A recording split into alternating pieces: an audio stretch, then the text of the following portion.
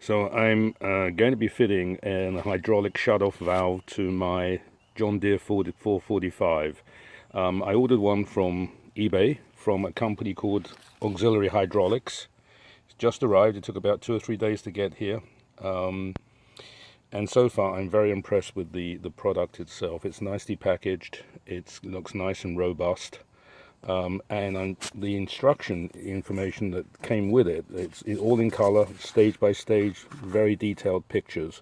So I think it's going to be relatively easy to fit, and I'm looking forward to being able to use it. I'm putting this hydraulic shut-off in, and it's remote, so it fits up on the by the driving position, because I'm going to be fitting a little buck front-end loader to my tractor. I've just ordered that. It's due next week. And I want to be able to separate the 3-point rear hitch from the front end loader when I'm operating. So this will allow me to shut off the hydraulics to the 3-point hitch, keep it in the up position while I'm operating the bucket, and probably vice versa. Anyway, so I'm going to be fitting it. Okay, so following the instructions, I've just removed 2 3/8 bolts up here either side of the seat mechanism. The seat mechanism stays in place. Obviously I've had to detach the electronics going to the seat for the shut off. That has to be disconnected, but apart from that the seat can stay in place.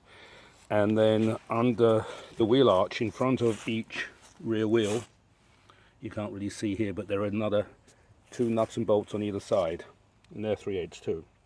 So I've just removed those, pretty easy. Use a little WD-40 just to help, but they were pretty clean in the first place.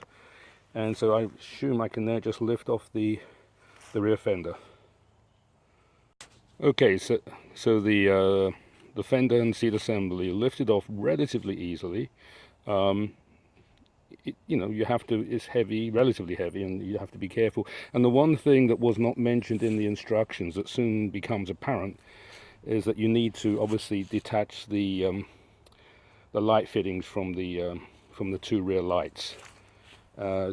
Best to do that before you start lifting the fender. Reach under and just take those out so that none of the wires get snagged or damaged. But once I realized that, I was able to just detach them, then lift off the fender.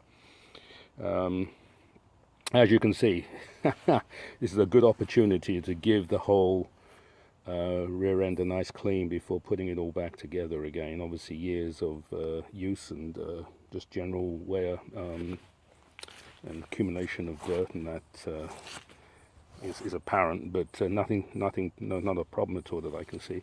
And that of course is the tank, so I'm going to be lifting that off too. And the actual shut-off mechanism is actually going to be drilled up through the center there somewhere, so that has to be lifted up as well, that deck area. Okay. So the tank lifted straight off, and I was able to just move it over and then sort of slot it down the side there without putting any stress on any cables or the fuel line. I've got about half a tank in there of gas, and it was still easy to move, no problems at all.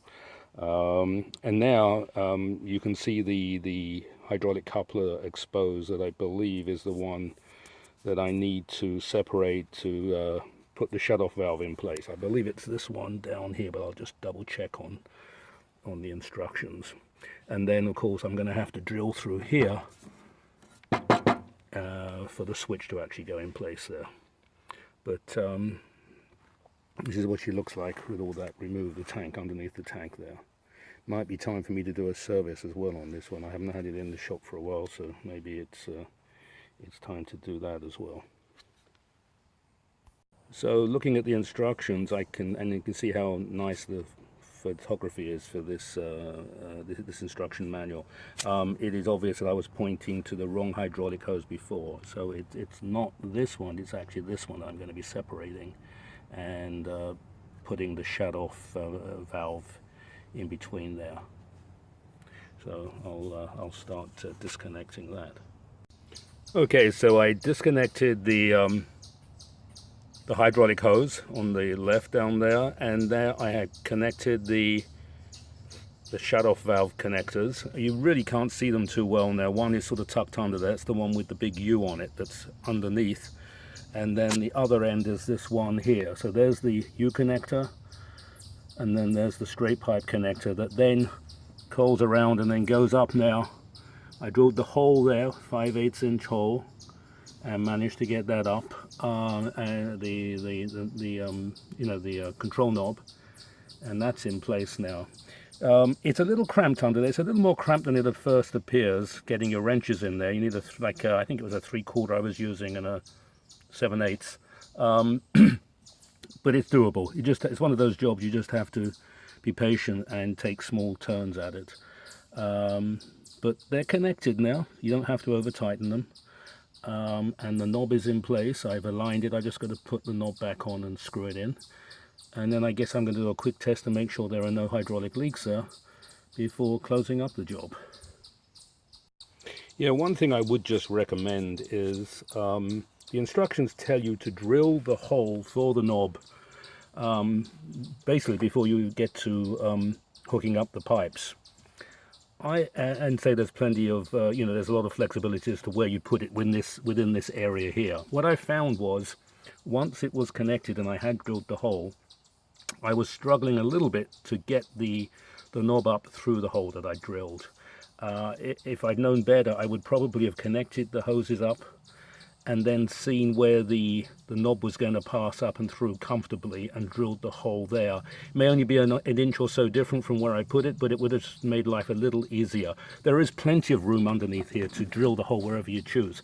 So knowing where it's actually going to fall more easily without having to work hard at getting it up and through would have saved a little time and made it a little more comfortable in putting together. So I positioned the tank back now, gave it a bit of a clean up because it was so grungy, and put some new duct tape across just to hold the fuel line and the electrics, the harness in place. And I noticed that these captive nuts here for the top, one there, one over there, one of them may have moved, so I'm hoping that's reasonably lined up where it was, but I might have to fiddle with that in terms of getting it all to fit back properly. But it looks good. I think we're ready to reassemble. Okay, so I'm going to start her up now. The gas should flow from here, so I should be able to get the motor started just to make sure there's no leaking going on.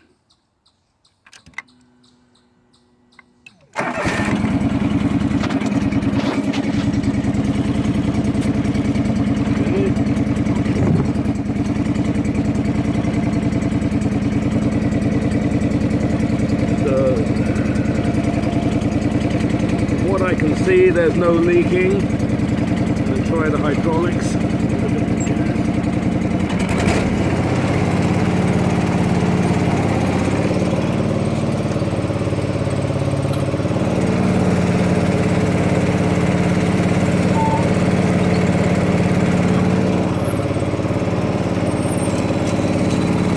No apparent leaking. Let's try the shut off.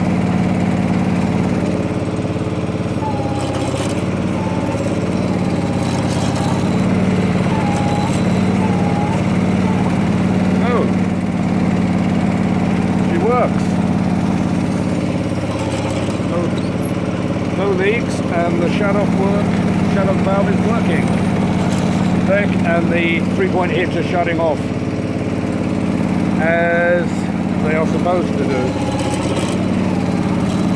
Great, so I'm all set now. I'll put this all back together and I'm all set for when I put my front loader on.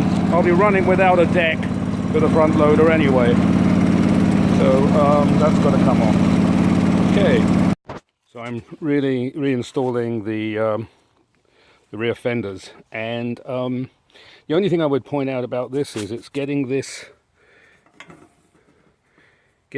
shut-off switch to the seat, getting it threaded through from underneath. By far the best way is to go lift it, get it in place as roughly as I have it now, and then lift this side here and get your hand down underneath there and thread it up that way. Going from the back I found was virtually impossible, but once I did it that way I was able to get it through and then snake it up and then through the seat hole here. So hopefully now it'll bolt down without any more problems. So here we are, all finished. The rear fender went back on okay. The bolts lined up okay. I obviously inserted all 6 of them before tightening them up, and no real problems. Everything worked out fine, and I'm happy to have that shut off right up there from the driving position. It's going to be so convenient when I'm operating a front bucket to be able to shut off the rear hitch as and when I need to. So great, very pleased. It cost, I believe, if I remember from eBay, $125 plus about $10 for shipping, so I guess about $130. I think it was, maybe there was tax. Anyway, there was something in there. It came to about $138, and I think that's pretty well spent. And again, I applaud them for their instructions. They were very detailed. A couple of small things, again, like the lights and drilling the hole, I think I would have done slightly different, but apart from that, everything went well. Hope people find this helpful.